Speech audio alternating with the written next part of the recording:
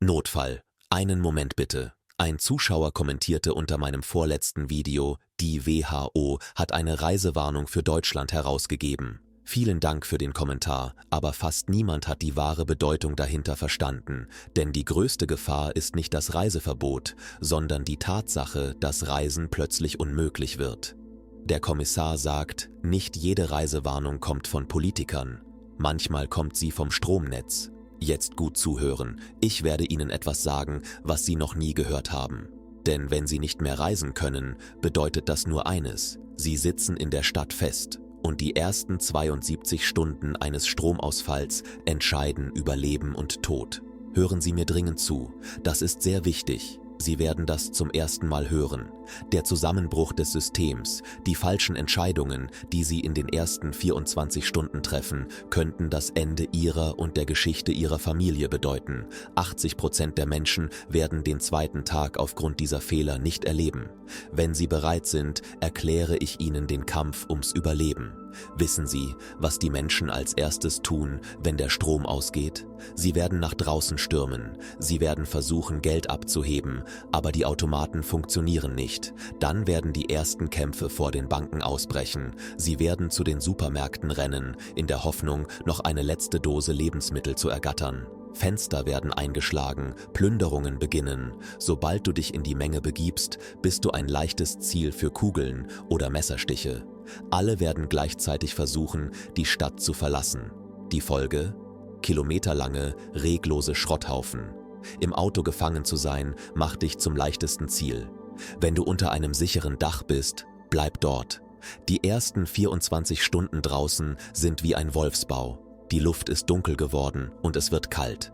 Dein Instinkt sagt dir, wärme dich auf und zünde dir etwas an. Aber Vorsicht, die romantischen Kerzen, von denen deine Rivalen in ihren Videos schwärmen, könnten dein Grabstein sein. In einer Welt ohne Strom kommt die Feuerwehr nicht. Eine umgestoßene Kerze verwandelt das ganze Gebäude in einen Backofen. Einen Campingkocher drinnen anzünden oder den Generator auf den Balkon stellen. In nur 15 Minuten ist dein Blut leer. Du stirbst im Schlaf, ohne es zu merken. Alles abzukleben, um die Hitze drinnen zu halten, wärmt dich nicht, sondern erstickt dich. Benutze batteriebetriebene LEDs für Licht und mehrere Lagen Wollkleidung, um dich warm zu halten. Feuer ist in dieser Phase nicht dein Freund, sondern dein größter Feind. Die ersten 12 Stunden sind vorbei. Die Stadt ist dunkel, die Menschen sind hungrig und verängstigt. Jetzt kommen die Jäger auf die Straße. Eine einzige Taschenlampe, die du in deinem Haus anzündest, sendet eine Botschaft kilometerweit. Jemand hier ist vorbereitet, er hat eine Quelle. Dieses metallische Geräusch, das du beim Öffnen einer Dose oder beim lauten Sprechen machst, die Wände sind nicht mehr so dick, wie du denkst. Vergiss das Kochen. Der Geruch von Essen wird einen hungrigen Mob direkt vor deine Tür locken. Schalte in den Verdunkelungsmodus, verhänge Decken vor die Fenster, drehe den Lärm herunter. Mach dich unauffällig, damit du nicht zur Beute wirst.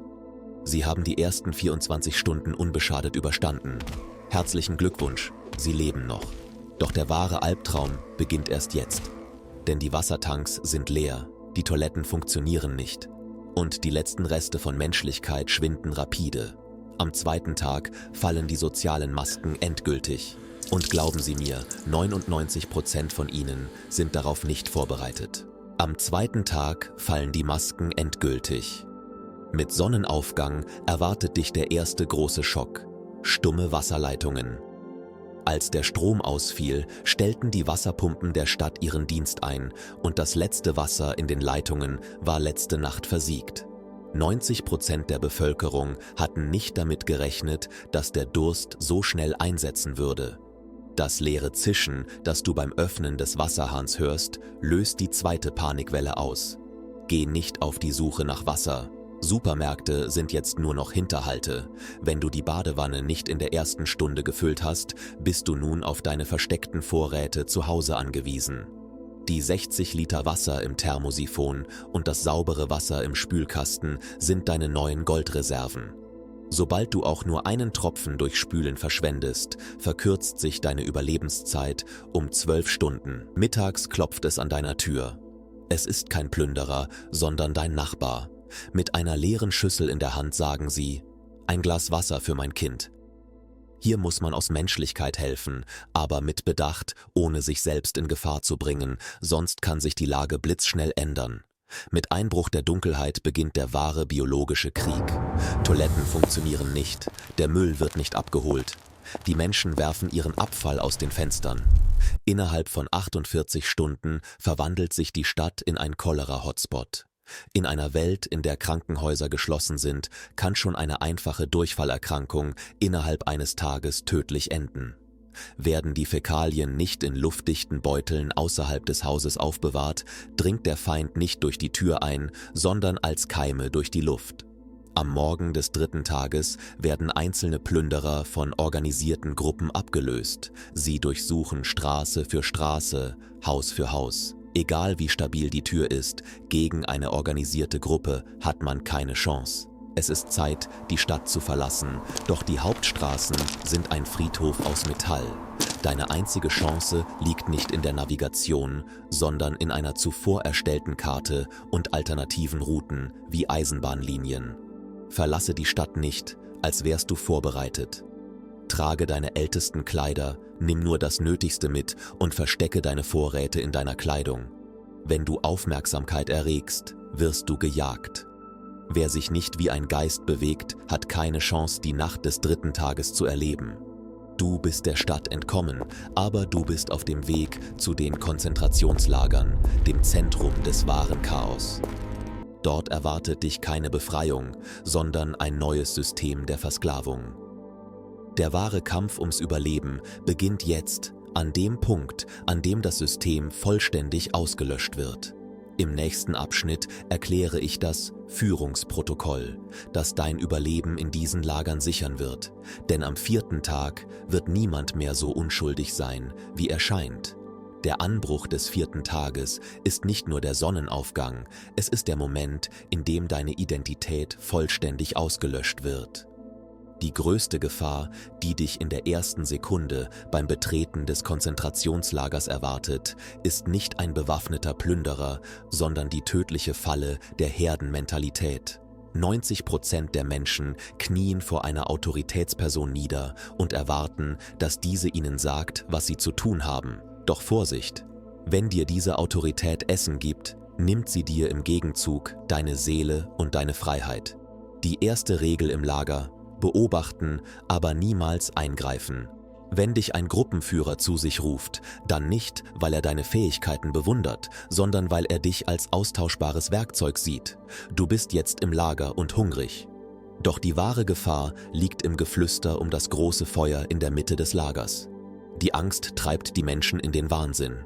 Am 2. Tag hast du deinem Nachbarn kein Wasser gegeben, am 3. Tag bist du aus der Stadt geflohen. Am 4. Tag musst du die Ressourcenhierarchie im Lager durchschauen. Die meisten gehen zum Versorgungszelt am Lagereingang. Das ist ein Fehler. Bleib in der Nähe des Zentrums. Dort, wo die Menge ist, werden Epidemie und Rebellion ihren Anfang nehmen. Sie müssen sich am Rand des Lagers aufhalten, im dunkelsten Winkel nahe dem Ausgang. Warum? Denn sobald die Tore geschlossen sind, ist das Lager kein Zufluchtsort mehr, sondern ein Konzentrationslager. Alle werden nur noch Konserven haben. Während sie jagen, sollten sie versuchen, mit Medizin und Desinfektionsmittel zu handeln. Am 4. Tag der Verdunkelung ist eine Packung Antibiotika mehr wert als ein Pfund Gold. Wenn sie sich im Lager verletzen oder durch das verschmutzte Wasser vergiften, reichen all ihre Konserven nicht aus, um sie zu retten. Wer Antibiotika hat, ist der heimliche Herrscher des Lagers. Aber lassen Sie sich nichts anmerken. Denken Sie an die Theorie des grauen Mannes. Sie müssen alles haben, aber so tun, als hätten sie nichts. Am 5. Tag erreicht die Spannung im Lager einen Höhepunkt. Die Ressourcen gehen zur Neige, die Autorität schwindet. Hier kommt das Führungsprotokoll ins Spiel. Stelle dich nicht als Anführer in den Vordergrund, sondern leite wie ein Schatten. Wenn die Leute in Panik geraten, lenke sie mit kleinen Aufgaben ab. So verhinderst du, dass du zur Zielscheibe wirst und baust einen kleinen Kreis loyaler Gefolgsleute um dich auf. Denk daran, allein kannst du nicht überleben, aber mit der falschen Gruppe zu überleben, ist, als würdest du mit einer Zielscheibe auf dem Rücken herumlaufen. In der Nacht des 5. Tages verschwinden die letzten Überreste des Systems. Von fern hörst du dieses seltsame Summen. Es ist das Geräusch der sich nähernden Plünderergruppen, die wir die Grippe nennen, die sich außerhalb des Lagers nähern. Sie sehen die Verwundbarkeit und den Hunger im Lager als Chance. Während die meisten sich hinter den Mauern in Sicherheit wähnen, müssen sie ihre letzten Vorräte überprüfen und sich den Weg über die Barrikade einprägen. Verbringen sie die Nacht im Lager, wachen sie womöglich ohne Vorräte auf. Oder schlimmer noch, sie finden die Lagertore verschlossen vor. Die Grippegruppen draußen wollen nicht nur ihr Essen, sie wollen sie als Arbeitskräfte, als Sklaven in dieser neuen Weltordnung missbrauchen. Ihnen bleiben 4 Stunden zur Flucht. Sie müssen sich auf den Weg machen, sobald das Mondlicht hinter den Wolken verschwindet. Tag 6.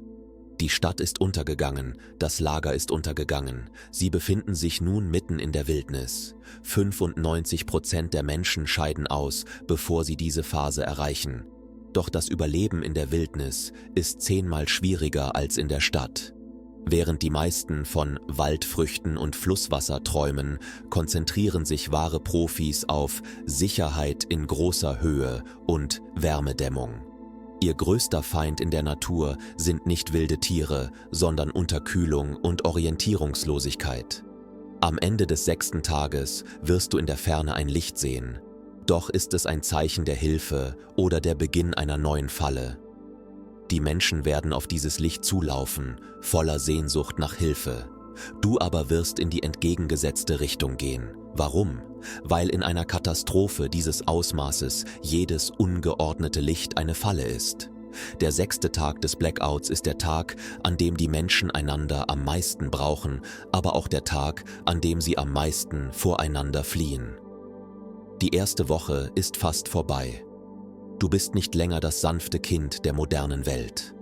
Deine Augen haben sich an die Dunkelheit gewöhnt, deine Ohren nehmen selbst das leiseste Rascheln als Bedrohung wahr.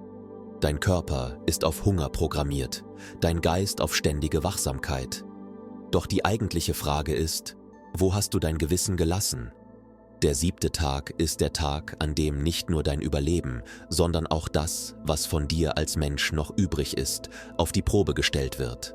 Du hast die erste Woche des Blackouts überlebt. Doch der wahre Kampf beginnt erst jetzt. Denn jetzt kämpfst du nicht mehr nur ums Überleben. Du versuchst, deinen Platz in dieser neuen, düsteren Welt zu finden. Im nächsten Abschnitt erkläre ich dir den Bau von permanenten Schutzräumen und Langzeitverteidigungssysteme. Außerdem enthülle ich die Bedeutung des Geheimcodes, den ich am Anfang des Videos erwähnt habe, und zeige dir, wem das Licht im Wald wirklich gehört. Schau weiter zu, denn neue Informationen werden dich schlauer machen. Wenn du dieses Video noch anschaust, bist du neugierig und aufmerksam. Aber denk daran, im Blackout hat nur der Vorbereitete Glück. Bist du bereit? Alle digitalen Überreste der modernen Welt wurden ausgelöscht, nur die analoge Realität ist übrig. Die meisten Menschen unterliegen derzeit einem großen Irrglauben. Sie glauben, dass es irgendwo noch Strom gibt und die Regierung alles per Knopfdruck regeln wird. Das ist ein Irrtum. Diejenigen, die diesem Irrglauben verfallen sind, haben ihre letzten Vorräte aufgebraucht und gedacht, morgen wird alles wieder gut, anstatt ihre Ressourcen effizient zu nutzen. Aber du bist hier, weil du weißt, dass das System nicht nur schläft, sondern tot ist. Die größte Gefahr, die ihnen jetzt droht, sind nicht Cyber- oder physische Angriffe, sondern der stille Zerfall. Die Kühlsysteme von Atomkraftwerken und Chemieanlagen in den Städten haben kaum noch Reserven. Wenn sie die Windrichtung nicht kennen, laufen sie womöglich in eine unsichtbare Wolke. Während die meisten Menschen nach Waffen suchen, sind Experten auf der Suche nach Kaliumjodid und einer Windfahne. Auf einen unsichtbaren Feind kann man keine Kugel abfeuern. Verfärbt sich der Himmel in ihrer Gegend seltsam metallisch, haben sie nur 30 Minuten Zeit zur Flucht. Und wie sieht es mit der Kommunikation aus? Telefone funktionieren nicht mehr, Satellitenverbindungen sind nur noch für militärische Zwecke reserviert. Hier kommt die Low-Tech-Aufklärung ins Spiel. Funkamateure sind die neuen Nachrichtenagenturen der Welt. Ohne AM-Radio sind sie völlig blind. Aber Vorsicht! Nicht jede Frequenz, die sie empfangen, ist freundlich. Manche Gruppen verbreiten gefälschte Durchsagen zu angeblichen Hilfs- und Lebensmittelausgabestellen, um verzweifelte Menschen in einen Hinterhalt zu locken. Sobald sie die Durchsage hören, letzte Stunde, nur noch Lebensmittel für 100 Personen, wissen sie, dass es sich um ein Gemetzel handelt. Echte Hilfsstellen rufen niemals laut, sie organisieren sich im Stillen. Das aktuellste und gefährlichste Phänomen, dem wir heute begegnen, sind die sogenannten Ressourceninseln. Kleine Gemeinschaften haben sich außerhalb der Städte gebildet, die mit Solaranlagen ihren eigenen Strom erzeugen und ihr Wasser aus Brunnen gewinnen. Doch diese Inseln betrachten jeden, der von außerhalb kommt, als Eindringling. Sie sollten sich ihnen nicht mit einer Waffe nähern, sondern mit etwas, das sie nicht besitzen. Das könnte ein Erste-Hilfe-Kasten, die Fähigkeit zur Reparatur von Maschinen oder strategische Informationen sein. Doch das eigentliche Geheimnis ist, dass keine dieser Inseln wirklich sicher ist. Denn am Horizont nähert sich eine Entität, die den wahren Grund für den Stromausfall kennt und die letzten verbliebenen Ressourcen an sich reißen will. Sie nennen sie blaues Licht, weil sie nur durch das kalte Leuchten ihrer Nachtsichtgeräte sichtbar sind. Wer sind diese Männer? Ehemalige Söldner oder die systemeigenen Aufräumtrupps? Wenn sie bis Tag 10 kein sicheres Tiefbunkerprotokoll etabliert haben, haben sie keine Chance, ihrem Radar zu entkommen. Sie wollen ihnen nicht nur ihre Nahrung, sondern auch ihre Überlebenserfahrung rauben. Sie stehen jetzt an einem Scheideweg. Entweder lernen sie, wie ein Jäger im offenen Gelände zu leben, oder sie steigen hinab in alte Minen oder Betonbunker. Aber denken Sie daran, die Unterwelt ist so sicher, wie sie eine Falle ist. Im nächsten Abschnitt erkläre ich Ihnen den einzigen Weg, sich vor den Blaulichttrupps zu schützen. Eine einfache, aber geniale Methode, die Wärmebildkameras umgeht und die Regeln des großen Austauschs, der an Tag 10 beginnt. Ein Stück Silber oder ein einfacher Feuerstein könnten ihr Leben retten. In dieser Phase suchen die meisten Menschen die Bedrohung am falschen Ort. Sie denken an Waffen, Plünderer oder Angriffe, doch die ersten großen Verluste beginnen erst nach dem Zusammenbruch der Infrastruktur. Wenn die Wasseraufbereitungsanlagen ausfallen, entsteht innerhalb weniger Tage ein bakterielles Risiko. Keller und geschlossene Räume sammeln Kohlenmonoxid und Abwassergase. Kleine Schnitte und unbehandelte Wunden entwickeln sich ohne Antibiotika zu tödlichen Infektionen. Es ist also nicht der Konflikt selbst, der die meisten Menschen tötet, sondern die Unachtsamkeit. Dabei verraten sich die Menschen unbewusst. Wer jeden Tag zur gleichen Zeit unterwegs ist, denselben Weg benutzt und seinen Müll immer am selben Ort ablagert, wird zu einem leichten Ziel. Die nachts entstehenden Dampf- und Lichtspuren sind kilometerweit sichtbar. Auch der Begriff Schutzraum wird oft missverstanden. Keller sind wegen Gasen und Feuchtigkeit gefährlich. Berghäuser sind zwar abgelegen, aber sichtbar. Wälder eignen sich zum Verlaufen, nicht zum Verstecken. Sicherheit findet man nicht an romantischen Orten, sondern in kontrollierbaren Gebieten.